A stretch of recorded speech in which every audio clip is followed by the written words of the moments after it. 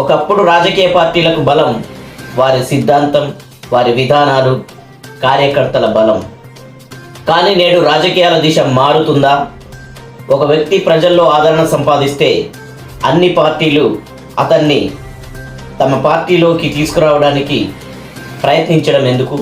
ఒక నాయకుడు రాజకీయాల్లో ప్రభావం పెంచుకుంటే అన్ని పార్టీలు అతని కోసం వెంపర్లాడడం ఎందుకు? అసలు రాజకీయాల్లో పార్టీలు నాయకులను తయారు చేస్తున్నాయా, లేక నాయకులే పార్టీలకు బలమవుతున్నాయా?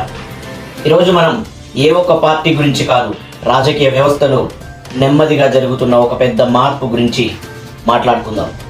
నమస్తే, నేను గిరి, మిషన్ 108 మీడియా. చూస్తూనే ఉండండి.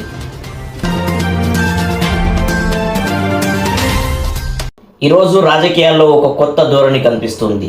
ప్రజల్లో గుర్తింపు ఉన్న వ్యక్తులు, సామాజిక ఉద్యమాల్లో పాల్గొన్న వ్యక్తులు, యువతలో ఆదరణ పొందిన వ్యక్తులు, ప్రాంతీయ ప్రభావం ఉన్న నేతలు, వీళ్ళందరూ ఈరోజు రాజకీయ పార్టీలకు ముఖ్య లక్ష్యాలుగా మారుతున్నారు.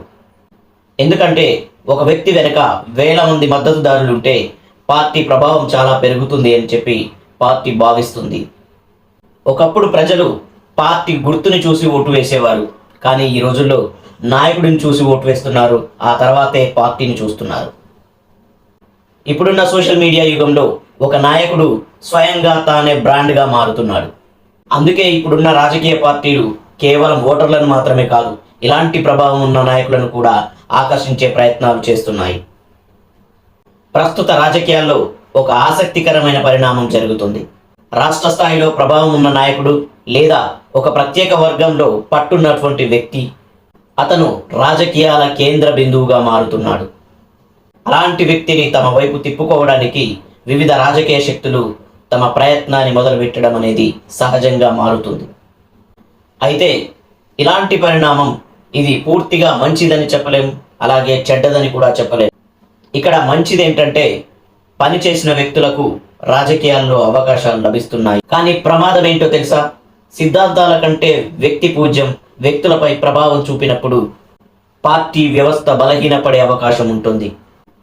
అప్పుడు రాజకీయాలు వ్యక్తుల చుట్టూ తిరగడం ప్రారంభమవుతుంది.